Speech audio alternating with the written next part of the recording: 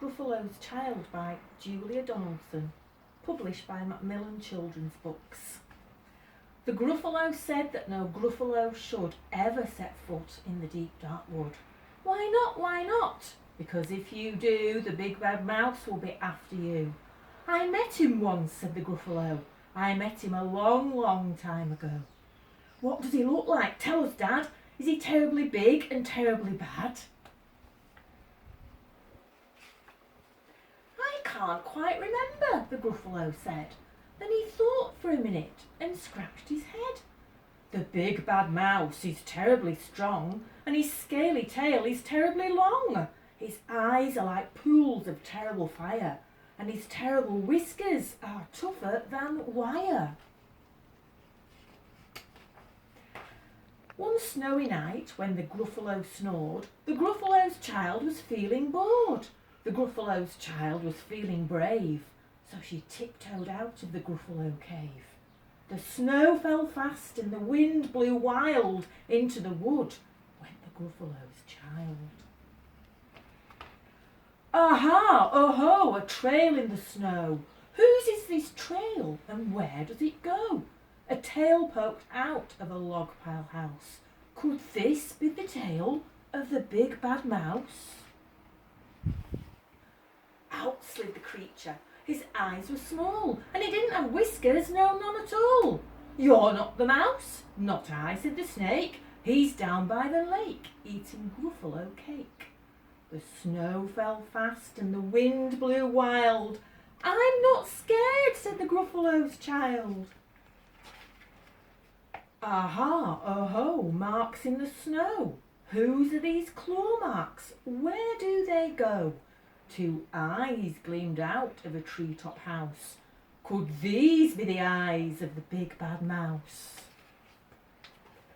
Down flew the creature. His tail was short, and he didn't have whiskers of any sort.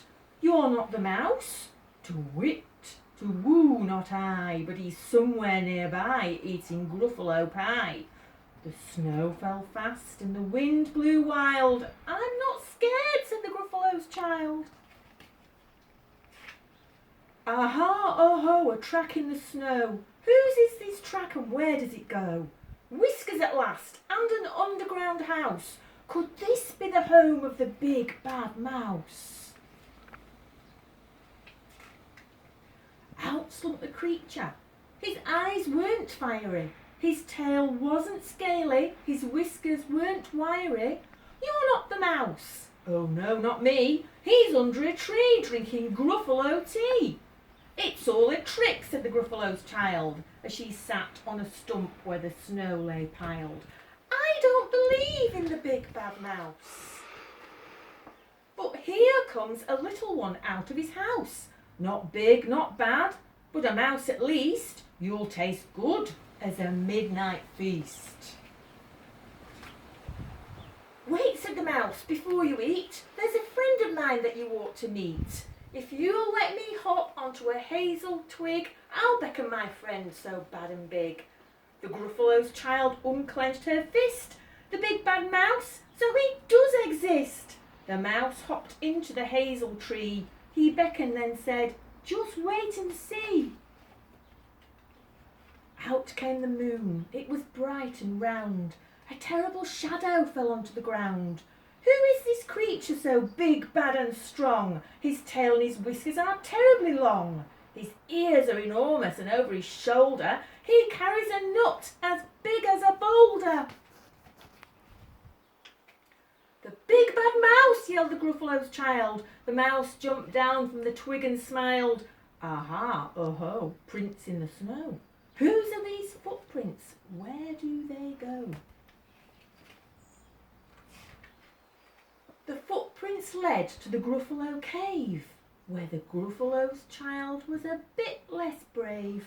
The Gruffalo's child was a bit less bored. And the Gruffalo snored and snored and snored.